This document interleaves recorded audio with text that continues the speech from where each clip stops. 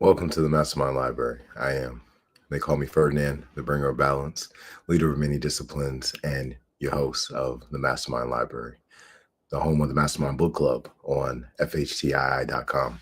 I don't say this enough, but in the description of each of these videos is the link to the MasterMind Library, and it has a wealth of knowledge in it. So please, click on the links in the description, use those links, help yourself to whatever material that's in there, download it, send the link to somebody else. There's a lot of great material that's in there that will solve a lot of different problems. So today we're in episode 128, and we're reading Secrets of the Federal Reserve, and we're in chapter 6. So let's go ahead and move on over to the book.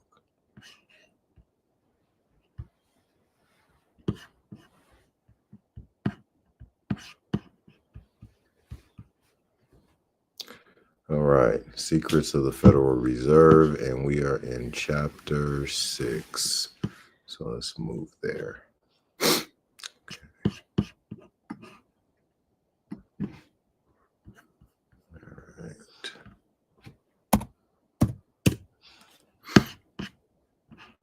Chapter 6. So let's make it a little bit bigger for everybody. That should be good. All right. Chapter 6. The London Connection. So you see, my dear Coningsby, that the world is governed by very different personages from what is imagined by those who are not behind the scenes. Disraeli, Prime Minister of England during Queen Victoria's reign. In 1775, the colonists of America declared their independence from Great Britain and subsequently won their freedom by the American Revolution. Although they achieved political freedom, financial independence proved to be a more difficult matter. In 1791, Alexander Hamilton, at the behest of European bankers, formed the first bank of the United States, a central bank with much the same powers as the Bank of England. The foreign influences behind this bank, more than a century later, were able to get the Federal Reserve Act through Congress, giving them at last a central bank of issue for our economy. Although the Federal Reserve Bank was neither federal, being owned by private stockholders, nor a reserve because it was intended to create money, instead of to hold it in reserve, it did achieve an enormous financial power, so much so that it has gradually superseded the popular elected government of the United States. Through the Federal Reserve System, American independence was stealthily but invincibly absorbed back into the British sphere of influence. Thus, the London Connection became the arbiter of policy of the United States. Because of England's loss of her colonial empire after the Second World War, it seemed that her influence as a world political power was waning. Essentially, this was true. The England of 1980 is not the England of 1880. She no longer rules the waves. She is a second-rate, perhaps third-rate military power. But paradoxically, as her political and military power waned, her financial power grew. In Capital City, we find, on almost any measure you care to take, London is the world's leading financial center. In the 1960s, London's dominance increased. A partial explanation of this fact is given. Trey, come here. Trey, come here. Daniel Davison, head of London's Morgan Greenfield, said, "The American banks have brought the necessary money, customers, capital, and skills which have established London in its present preeminence. Only the American banks have a lender of last resort. The Federal Reserve Board of the United States can and does create dollars when necessary. Without the Americans, the big dollar deals cannot be put together. Without them, London would not be credible as an international financial center. Thus, London is the world's financial center because it can command enormous sums of capital created at its command by the Federal Reserve Board of the United States. But how is this possible? We have already established that the monetary policies of the United States, the interest rates, the volume and value of money, and sales of bonds are decided not by the figurehead of the Federal Reserve Board of Governors, but by the Federal Reserve Bank of New York. The pretended decentralization of the Federal Reserve System and, and its 12 equally autonomous regional banks is and has been a deception since the Federal Reserve Act became law in 1913. The United States monetary policy stems solely from the Federal Reserve Bank of New York is yet another fallacy. That the Federal Reserve Bank of New York is itself autonomous and free to set monetary policy for the entire United States without any outside interference is especially untrue. We might believe in this autonomy if we did not know that the majority stock of the Federal Reserve Bank of New York was purchased by three New York City banks: First National Bank, National City Bank, and the National Bank of Commerce. An examination of the principal stockholders in these banks in 1914 and today reveals a direct London connection. In 1812, the National City Bank began business as the Citibank in the same room in which the defunct Bank of the United States, whose charter had expired, had been doing business. It represented many of the same stockholders who were now functioning under a legitimate American charter. During the early 1800s, the most famous name associated with Citibank was Moses Taylor, 1806 to 1882. Taylor's father had been a confidential agent employed in buying property for the Astor interests while concealing the fact that Astor was the purchaser. Through this tactic, Astor succeeded in buying many farms and also a great deal of potentially valuable real estate in Manhattan. Although Astor's capital was reputed to come from his fur trading, a number of sources indicate that he also represented foreign interests. LaRouche states that Astor, in exchange for providing intelligence to the British during the years before and after the Revolutionary War, and for inciting Indians to attack and kill American settlers along the frontier, received a handsome reward. He was not paid cash, but was given a percentage of the British opium trade with China. It was the income from this lucrative concession which provided the basis for the Astor fortune. With his father's connection with the Astors, young Moses Taylor had no difficulty in finding a place as apprentice in a banking house at the age of 15.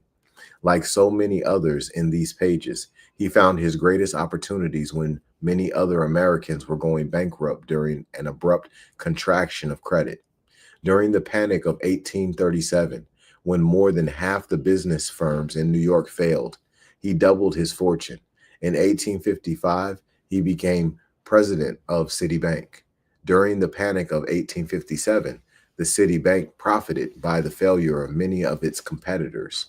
Like George Peabody and Junius Morgan, Taylor seemed to have an ample supply of cash for buying up distressed stocks. He purchased nearly all the stock of Delaware Lackawanna Railroad for $5 a share.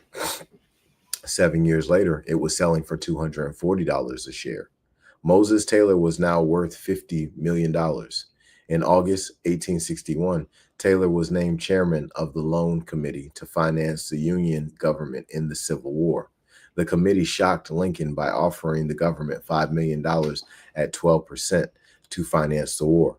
Lincoln refused and financed the war by issuing the famous greenbacks through the U.S. Treasury, which were backed by gold. Taylor continued to increase his fortune throughout the war, and in his later years, the youthful James Stillman became his protege. In 1882, when Moses Taylor died, he left $70 million. His son-in-law, Percy Pine, succeeded him as president of Citibank, which had now become National City Bank. Pine was paralyzed and was barely able to function at the bank. For 9 years, the bank stagnated, nearly all its capital being the estate of Moses Taylor. William Rockefeller, brother of John D. Rockefeller, had brought into the bank and was anxious to see it progress. He persuaded Pine to step aside in 1891 in favor of James Stillman, and soon the National City Bank became the principal repository of the Rockefeller oil income. William Rockefeller's son, William, married Elsie, James Stillman's daughter, Isabel. Like so many others in New York banking, James Stillman also had a British connection.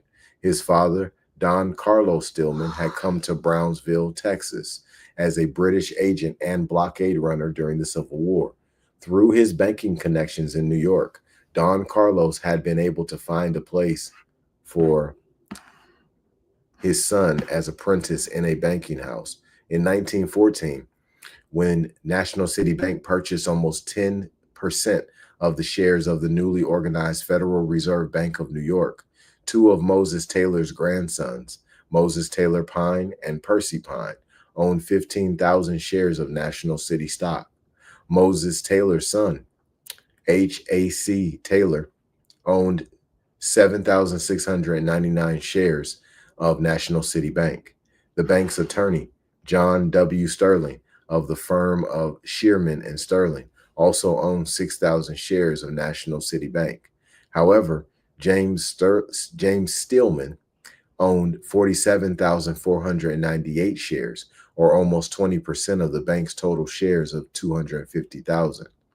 The second largest purchaser of Federal Reserve Bank of New York shares in 1914, First National Bank, was generally known as the Morgan Bank because of the Morgan representation on the board. Although the bank's founder, George F. Baker, held 20,000 shares, and his son, G. F. Baker Jr., had 5,000 shares for 25% of the bank's total stock of 100,000 shares. George F. Baker Sr.'s daughter married George F. St. George of London. The St. Georges later settled in the United States, where their daughter, Catherine St. George, became a prominent congresswoman for a number of years. Dr. E. M. Josephson wrote of her, Mrs. St. George, a first cousin of FDR and New Dealer, said, "Democracy is a failure." George Baker Jr.'s daughter, Edith Brovart Baker, married Jacob Skiff's grandson, John M. Skiff, in 1934. John M. Skiff is now honorary chairman of Lehman Brothers, Kuhn Loeb Company. The third largest purchase of Federal Reserve Bank of New York stock in 1914 was the National Bank of Commerce, which issued 250,000 shares. J.P. Morgan, through his controlling interest in Equitable Life, which held 24,700 shares, and Mutual Life, which held 17,294 shares of National Bank of Commerce, also held another 10,000 shares of National Bank of Commerce through J.P. Morgan and Company, 7,800 shares. J.P. Morgan Jr., 1,100 shares, and Morgan partner, H.P. Davison, 1,100 shares. Paul Warburg, a governor of the Federal Reserve Board of Governors, also held 3,000 shares of National Bank of Commerce. His partner, Jacob Skiff, had 1,000 shares of National Bank of Commerce. This bank was clearly controlled by Morgan, who was really a subsidiary of Junius S. Morgan Company in London, and the N.M. Rothschild Company of London, and Kuhn Loeb Company, which was also known as a principal agent of the Rothschilds. The financier, Thomas Fortune Ryan, also held 5,100 shares of National Bank of Commerce stock in 1914. His son, John Barry Ryan, married Otto Kahn's daughter. Kahn was a partner of Warburg and Skiff in Kuhn Loeb Company. Ryan's granddaughter, Virginia Fortune Ryan, married Lord Airlie, the present head of J. Henry Schroeder Banking Corporation in London and New York, another director of National Bank of Commerce in 1914. A.D. Juillard was president of A.D. Juillard Company, a trustee of New York Life and Guarantee Trust, all of which were controlled by J.P. Morgan. Juillard also had a British connection, being a director of the North British and Mercantile Insurance Company. Joulard owned 2,000 shares of National Bank of Commerce stock and was also a director of Chemical Bank. In The Robber Barons by Matthew Josephson, Josephson tells us that Morgan dominated New York Life, Equitable Life, and Mutual Life by 1900, which had $1 billion in assets and which had $50 million a year to invest. He says, in this campaign of secret alliances, he, Morgan, acquired direct control of the National Bank of Commerce, then a part of ownership in the First National Bank, allying himself to the very strong and conservative financier, George F. Baker, who headed it. Then, by means of stock ownership and interlocking directorates, he linked to the first named bank's other leading banks, the Hanover, the Liberty, and Chase. Mary W. Harriman, widow of E.H. Harriman, also owned 5,000 shares of National Bank of Commerce in 1914. E.H. Harriman's railroad empire had been entirely financed by Jacob Skiff of Kuhn Loeb Company. Levi P. Morton also owned 1,500 shares of National Bank of Commerce stock in 1914. He had been the 22nd Vice President of the United States, was an ex-minister from the U.S. to France, and president of L.P. Morton Company, New York, Morton Rose and Company, and Morton Chaplin of London. He was a director of Equitable Life Insurance Company, Home Insurance Company, Guarantee Trust, and Newport Trust. The astounding idea that the Federal Reserve System of the United States is actually operated from London will probably be rejected at first hearing by most Americans. However, Minsky has become famous for his history.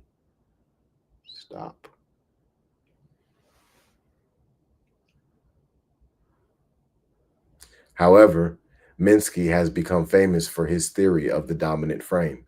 He states that in any particular situation, there is a dominant frame, to which everything in that situation is related and through which it can be interpreted. The dominant frame in the monetary policy decisions of the Federal Reserve System is that these decisions are made by those who stand to benefit most from them. At first glance, this would seem to be the principal stockholders of the Federal Reserve Bank of New York. However, we have seen that these stockholders all have a London connection. The London connection becomes more obvious as the dominant power when we find in the capital city that only 17 firms are allowed to operate as merchant bankers in the city of London, England's financial district. All of them must be approved by the Bank of England. In fact, most of the governors of the Bank of England come from the partners of these 17 firms. Clark ranks the 17 in order of their capitalization. Number 2 is the Schroeder Bank. Number 6 is Morgan Greenfell, the London branch of the House of Morgan, and actually its dominant branch. Lazard Brothers is number 8. N.M. Rothschild is number 9. Brown Shipley Company, the London branch of Brown Brothers Harriman, is number 14. These 5 merchant banking firms of London actually control the New York banks, which own the controlling interest in the Federal Reserve Bank of New York. The control over Federal Reserve System decisions is also founded in another unique situation. Each day, representatives of 4 other London banking firms meet in the offices of N.M. Rothschild Company in London to fix the price of gold for that day. The other 4 bankers are from Samuel Montague Company, which ranks number 5 on the list of 17 London merchant banking firms: Sharps Pixley, John Matheson, and Makata and Goldsmith. Despite the huge tide of paper, pyramided currency, and notes which are now flooding the world, at some point, every credit extension must return to be based, in however minuscule a fashion, on some deposit of gold in some bank somewhere in the world. Because of this factor, the London merchant bankers, with their power to set the price of gold each day, become the final arbiters of the volume of money and the price of money in those countries which must bow to their power. Not the least of these is the United States. No official of the Federal Reserve Bank of New York or of the Federal Reserve Board of Governors can command the power over the money of the world, which is held by these London merchant bankers. Great Britain, while waning in political and military power, today exercises the greatest financial power. It is for this reason that London is the present financial center of the world. And that concludes chapter 6. On our next episode, we'll be coming in with chapter 7, the Hitler connection. Powerful, powerful material, y'all. Thank y'all for tuning in. I'm gonna go ahead and lay him down. Y'all be blessed and expose your gift.